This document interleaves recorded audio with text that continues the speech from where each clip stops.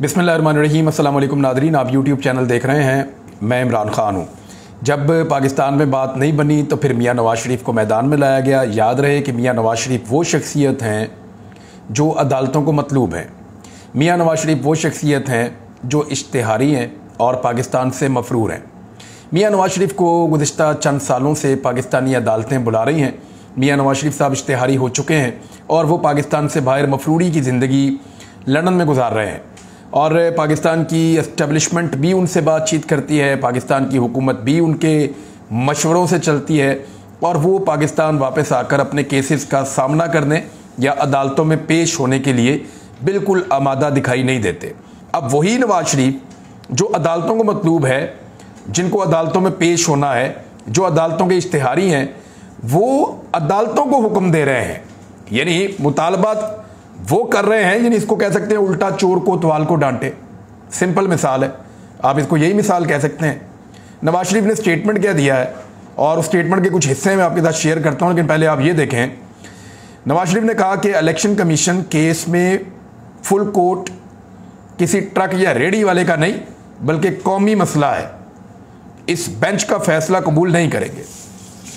Full court का उन्होंने कहा जी बनाए, वरना फैसला हम कबूल नहीं करेंगे। नवाज शरीफ भी कैलकुलेशन करके बैठे हुए हैं, उन्हें आइडिया है कि कितने जजेस किस तरफ होंगे और कितने जजेस किस तरफ होंगे। सारी जिंदगी इन्होंने कैलकुलेशंस के अंदर गुजारी है। लेकिन मेरी जाती राय में 90 दिन में इलेक्शन के आईनी मामले के ऊपर अगर सारे जजेस भी बैठ जाएंगे तो होना तो यही है कि 90 रोज के अंदर इलेक्शन करवाए जाएं। मैक्सिमम फैसला ये निकल सकता है कि ठीक है, अगर कोई मजबूरी है तो थोड़े दिन आगे चले जाएं, लेकिन आईने पाकिस्तान के मुताबिक इलेक्शन करवाए जाएं।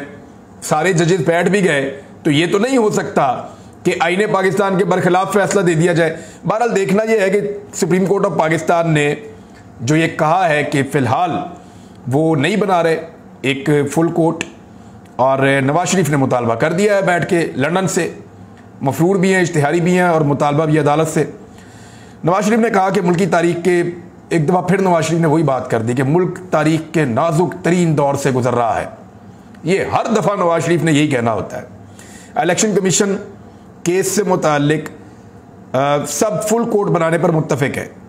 ये ट्रक या रेडी वाले का नहीं बल्कि कौमी एक मसला पाकिस्तान का बन चुका है, लिहाजा फैसले ज़बरदस्ती ठूंसने से गुरेज किया जाए। आपको याद होगा नवाज शरीफ का जब पनामा वाले केस का फैसला आने वाला था तो उस वक्त भी इन्होंने अदालतों पर हमले कर दिए थे, लेकिन उस वक्त अदलिया इनके दबाव में नहीं आई थी। नून लीग के कायद ने कहा कि फुल कोर्ट का फैसला सबको कबूल होगा और हमें भी इस पर एतमाद है, यानी नवाज शरीफ को पहले से पता कि फैसला क्या है, इसलिए वो कबूलियत का भी कह रहे हैं। मगर 3 रुकनी बेंच की बातें जो चल रही हैं, इसके पीछे जो अवामिल कार फरमा है उन्हें कौम समझे। नवाज शरीफ का मामला यह है कि वो अब किसी भी सूरत इलेक्शन से भागना चाहते हैं। नवाज शरीफ पहले पाकिस्तान से भागे, परवेज मुशर्रफ साहब जब आए तो तब, उसके बाद नवाज शरीफ साहब जब इक़्तिदार में नहीं होते तो पाकिस्तान से भाग जाते हैं। उसके बाद इमरान खान साहब इक़्तिदार में आए, नवाज शरीफ साहब जेल में थे और वो अपने दौरे हुकूमत में ही उनके खिलाफ केसेस बने थे, फैसले आए थे। निगरान हुकूमत में वो खुद गिरफ्तारी पेश करने के लिए आए। उनके भाई ने कहा कि मेरी बात हो गई है, जनरल बाजवा से मेरी हुकूमत बनने वाली है। तो नवाज शरीफ इस आसरे पर के 2 हफ्ते के लिए जेल में जाना पड़ेगा, अपनी बेटी को लेकर पाकिस्तान वापस आ गए कि 2 हफ्ते मैं जेल में गुजारूंगा। बयानात मैंने पहले रिकॉर्ड करवाए हुए हैं, मेरी पार्टी को बहुत वोट मिलेंगे और बात तो हो गई एस्टेब्लिशमेंट के साथ तो हमारी हुकूमत बन जाएगी। लेकिन हुआ ये कि हुकूमत इमरान खान की बन गई, लोगों ने वोट ही बहुत ज़्यादा डाल दिए। अब वो जो हुकूमत बन गई उसके बाद नवाज शरीफ को जेल में रहना पड़ गया 1 साल के लिए। 1 साल के बाद नवाज शरीफ साहब कभी बाहर अंदर, कभी अस्पताल, कभी इधर कभी उधर, वो ये करते रहे। उन्होंने ये टाइम गुजारा वीवीआईपी किस्म का और उसके बाद निकल कर बरतानिया चले गए। जिस तरह गए वो सारी दुनिया जानती है, यानी एक मरतबा फिर भाग गए। और अब जब उन्होंने 2 नंबर तरीके से शब खून मार के पाकिस्तान में अपने भाई की हुकूमत बनवाई तो उस वक्त से लेकर अब तक इसलिए बदमजा है कि पाकिस्तान के लोग उनको वोट ही नहीं डालना चाहते। और जब वोट नहीं मिलेंगे तो सियासत कैसे होगी, इलेक्शन कैसे होगा। अब नवाज शरीफ एक मरतबा फिर भाग रहे हैं, और भाग किस चीज़ से रहे हैं? इंतखाबात से भाग रहे हैं। नवाज शरीफ ने आज फिर दोबारा गर्दान शुरू कर दी कि 2017 में मुझे क्यों निकाला। दोबारा वही सारी बातें शुरू कर दी जो वो पहले किया करते थे और धमकियां लगाना शुरू कर दी इस कौम को कि अगर इस बेंच ने फैसला दिया ना, अभी नवाज शरीफ को यह नहीं पता कि फैसला आएगा क्या, लेकिन अगर बेंच ने फैसला दिया, यानी इलेक्शन का फैसला अगर आ गया, तो नवाज शरीफ के बकौल डॉलर 500 रुपए का हो जाएगा। यानी कौम को धमकियां लगा रहे हैं, ताजरों को धमकियां लगा रहे हैं। और इसहाक डार ने आने के बाद जो डॉलर का बेड़ा गर्क किया है, जो पाकिस्तान की इकॉनमी को मुकम्मल तौर पे तबाह कर दिया है इसहाक डार ने, नवाज शरीफ ने अगली नवीद भी सुना दी है। यानी इन्होंने हमेशा ब्लैकमेलिंग की है, पाकिस्तान के इदारों को ब्लैकमेल किया, पाकिस्तान की पब्लिक को ब्लैकमेल किया, पाकिस्तान के लोगों को ब्लैकमेल किया, दूसरे सियासतदानों को ब्लैकमेल किया। अब फिर ब्लैकमेल कर रहे हैं कि डॉलर 500 रुपए का हो जाएगा। मियां साहब, आपके मुंह में खाक, डॉलर 500 का नहीं होना चाहिए। अब मेरे ख्याल में डॉलर को नीचे वापस जाना चाहिए। और डार साहब अगर जबरदस्ती अब डॉलर को ऊपर ले जाएं आपकी ख्वाहिश की तकमील के लिए, तो आपका ये जुमला भी याद रहेगा। और मियां साहब को ये सोचना चाहिए कि क्या बात नहीं करनी, लेकिन उनका क्या, वो इश्तिहारी हैं, मफरूर हैं, वो कोई भी बात कर सकते हैं। और हैरत की बात यह है कि पाकिस्तान टेलीविजन उसको चलाता है। मरियम औरंगजेब साहिबा ने जो कुछ कहा, फिर नवाज शरीफ ने जिस तरीके से पीटीवी के ऊपर उनको बिठाया गया और बाकी टीवी चैनल्स पे नवाज शरीफ को सुनाया गया, और नवाज शरीफ ने पाकिस्तान के मुअज़्ज़िज़ जज साहिबान के नाम लेकर तौहीन की, यानी उनको बाकायदा निशानदेही करके तौहीन की है और अदालतों के फैसलों से पहले ही उन पर असरअंदाज होने की कोशिश की है। मरियम औरंगजेब साहिबा के खिलाफ तो कुछ लोगों ने ऐलान भी कर दिया है कि तौहीन अदालत का मामला अदालत में लेकर जाएंगे। हो सकता है उनको नाअहली का सामना करना पड़े, जबकि मियां नवाज शरीफ साहब जो हैं वो अब मैदान में इसलिए उतरे हैं कि बाकी सब थक गए हैं। सबको इस बात का पता चल गया है कि इलेक्शन से भागना अब मुमकिन नहीं रहा। तो जब इलेक्शन से भाग नहीं सकते तो फिर नवाज शरीफ को लाना पड़ा, क्योंकि भागने में सबसे ज्यादा रफ्तार मियां नवाज शरीफ साहब की अपनी है। अब वो अपनी पार्टी को इलेक्शन से कैसे बचाएंगे और इमरान खान साहब पाकिस्तान को इलेक्शन में कैसे ले जाएंगे, क्योंकि इमरान खान साहब ने जो बात हो रही है ना मुज़ाकरात की, उस पर मशरूत आमादगी उन्होंने जाहिर कर दी है। जमान पार्क में इमरान खान साहब ने मुलाकात की सहाफ़ियों से। उन्होंने कहा पाकिस्तानी फौज मेरी फौज है और पाकिस्तान सबका है, अदलिया की आज़ादी और आइन पर कोई समझौता नहीं करेंगे, तमाम मसाइल का हल आज़ादाना इलेक्शन से ही मुमकिन है, जमहूरियत के लिए तहरीक इंसाफ हर आखिरी हद तक जाएगी, वकला की तहरीक में पूरी कौम उनके साथ खड़ी होगी, मजबूत पाकिस्तान के लिए मजबूत फौज इंतहाई ज़रूरी है, कौमी इदारे और इनकी मजबूती हमारी अव्वलीन तरजीह है। हमारे हज़ारों साथियों को घरों से उठाया गया, गैर कानूनी तौर पर हिरासत में रखा गया, हज़ारों कारकुन कहाँ हैं किसी को इल्म नहीं है। उन्होंने कहा मुझे अल्लाह ताला ने नई ज़िंदगी दी है और मुल्क की खिदमत के लिए अता की है, मैं अपनी कौम और मुल्क की हकीकी आज़ादी से कभी पीछे नहीं हटूंगा। तहरीक इंसाफ मुज़ाकरात के लिए तैयार है, लेकिन आइन और कानून से हटकर कोई बात नहीं होगी। जो मुज़ाकरात होंगे आइन और कानून के दायरे में होंगे, और आइन पाकिस्तान कहता है कि असम्बलियाँ तहलील हो जाएं तो 90 रोज़ में इलेक्शन करवाए जाएंगे। यानी इमरान खान साहब कह रहे हैं कि बातचीत मैं करूंगा, लेकिन आइन और कानून के बीच में रहकर करूंगा, आइन और कानून से बाहर नहीं जाऊंगा, और बातचीत सिर्फ मुज़ाकरात इलेक्शन के मामले पर और फ्रेमवर्क पर होंगे। बहरहाल ये इमरान खान साहब ने सहाफ़ियों से बातचीत करते हुए कहा। और जमाल मंदोखेल साहब का भी आ गया, जस्टिस साहब का जो इख्तलाफी नोट है, उन्होंने भी कहा कि फुल कोर्ट जो है वो बनना चाहिए। अब क्योंकि नवाज शरीफ साहब का ये मुतालबा है, तो ये सबको समझ लेनी चाहिए बात कि PMLN के और PDM के फ़ायदे के लिए मखसूस बेंच बनाने की एक कोशिश की जा रही है और उसके लिए प्रोपेगेंडा किया जा रहा है, और चीफ जस्टिस ऑफ पाकिस्तान के ऊपर लगातार दबाव बढ़ाया जा रहा है।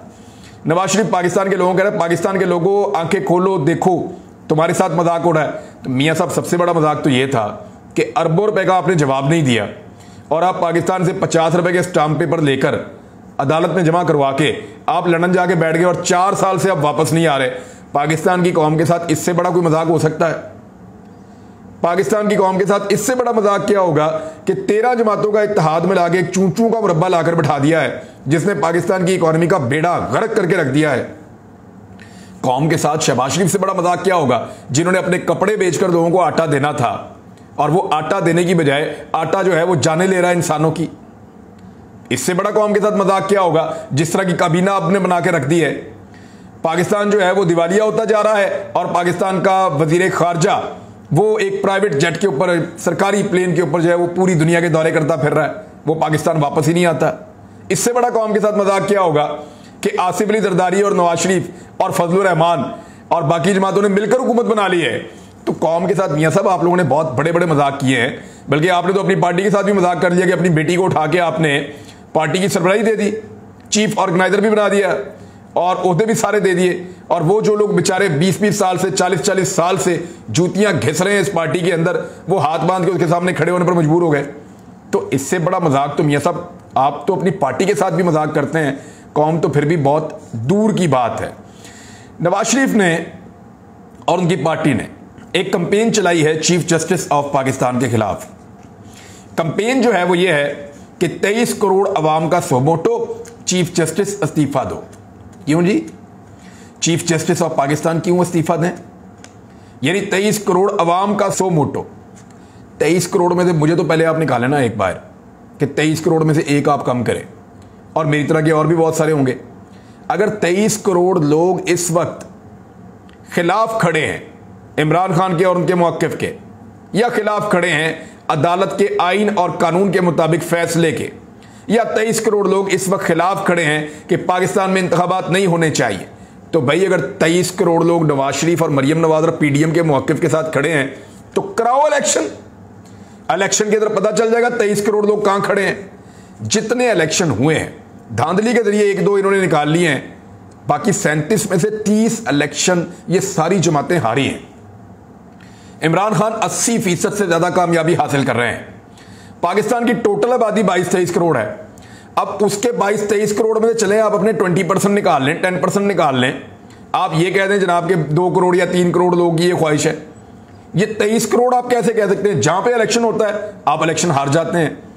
तो इलेक्शन से भागने वाले कभी ये क्लेम नहीं कर सकते कि 23 करोड़ लोग उनके साथ खड़े हैं और चीफ जस्टिस के खिलाफ उन्होंने सो मोटो लिया है और वो उन्हें इस्तीफे पर मजबूर करें। मरियम नवाज ये कैंपेन चला रही है चीफ जस्टिस ऑफ पाकिस्तान को इस्तीफा देने के लिए, उनका मीडिया सेल है।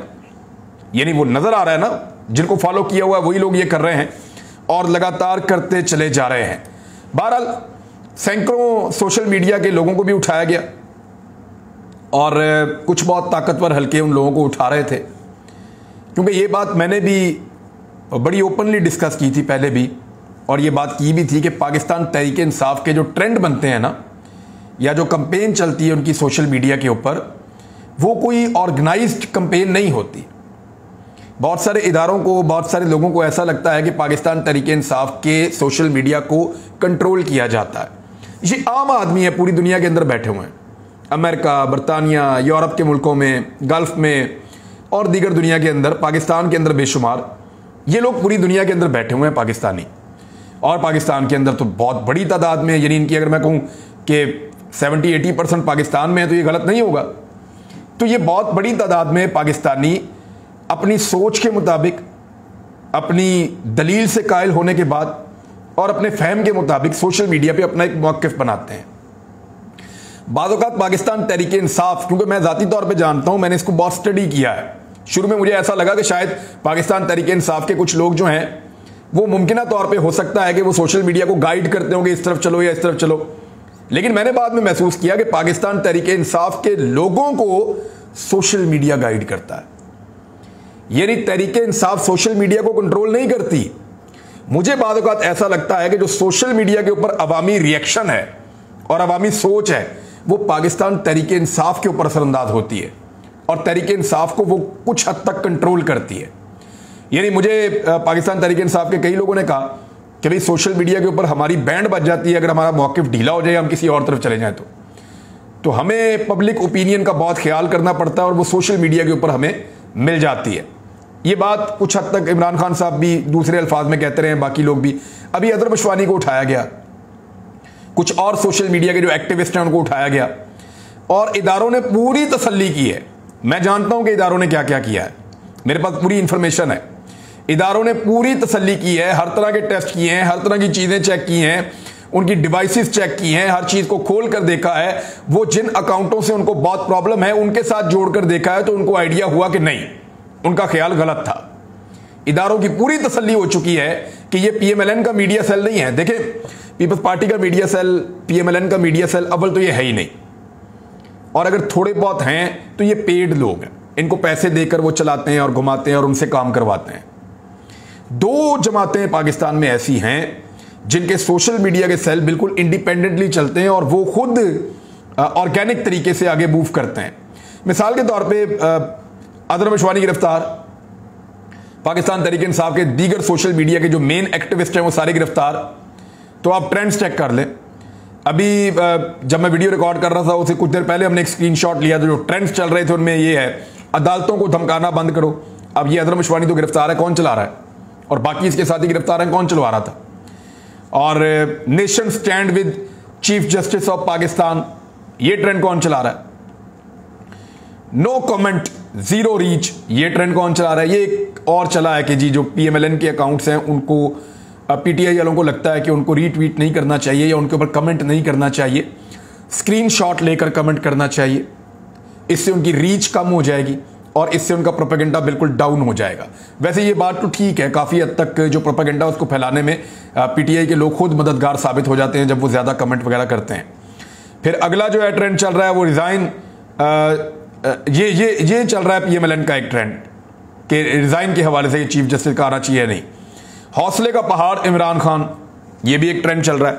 इस वक्त चेक कर लेते हैं कि पाकिस्तान में कौन से ट्रेंड्स चल रहे हैं, क्योंकि जो सोशल मीडिया के एक्टिविस्ट हैं जब उनको गिरफ्तार किया गया तो कैसे हो सकता है कि वो सोशल मीडिया के एक्टिविस्ट की गिरफ्तारी के दौरान फिर ट्रेंड बन रहे हों और वो उसी तरह के बन रहे हों जो इमरान खान को या PTI को सपोर्ट करते हैं या जो गिले और शिकवे करते हैं। क्योंकि देखिए इदारों को ऐसा लगता था कि ये जो लोग गिले और शिकवे कर रहे हैं, ये जो लोग रोला डाल रहे हैं पाकिस्तान में, इनके पीछे कुछ शख्सियात हैं और वो इसको मैनेज करके सोशल मीडिया पे ट्रेंडिंग करते हैं।